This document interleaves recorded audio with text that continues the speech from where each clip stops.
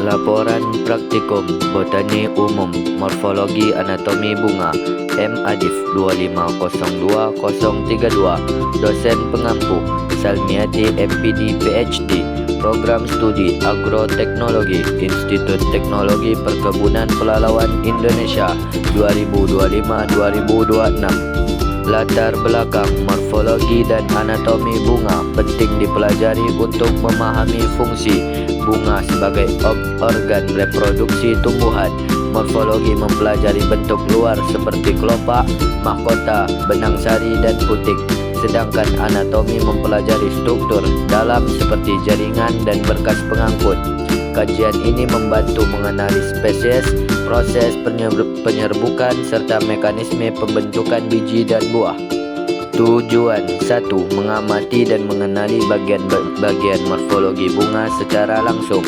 2. Mengidentifikasi struktur anatomi bunga melalui pengamatan mikroskop. 3. Memahami fungsi setiap bagian bunga dalam proses reproduksi. 4. Melatih keterampilan observasi dan analisis pada organ reproduksi tumbuhan. Alat dan bahan. Alat: mikroskop, pinset, pipet tetes, kaca penutup, kaca objek, pisau, aquades, safranin, tisu, pensil, buku gambar. Bahan: bunga kembang sepatu, bunga trompet kuning, bunga jantung pisang, bunga sawit jantan, dan bunga sawit betina.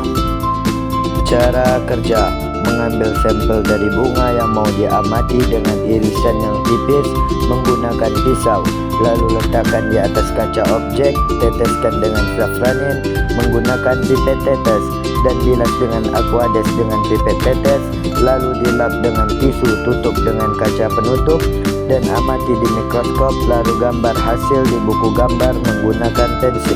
Hasil pembahasan: bunga kembang sepatu.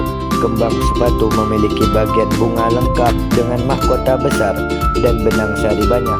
Jaringan dalamnya tersusun dari epidermis, parenkim, dan berkas pengangkut yang mendukung penyerbukan dan pembuahan. Bunga trompet kuning. Bunga trompet kuning memiliki mahkota memanjang berwarna cerah dengan benang sari dan putik di bagian dalam. Anatominya menunjukkan epidermis, parenkim, dan berkas pengangkut yang mendukung penyerbukan. Bunga jantung pisang. Jantung pisang memiliki kelopak besar berwarna merah yang melindungi bunga jantan dan betina di dalamnya.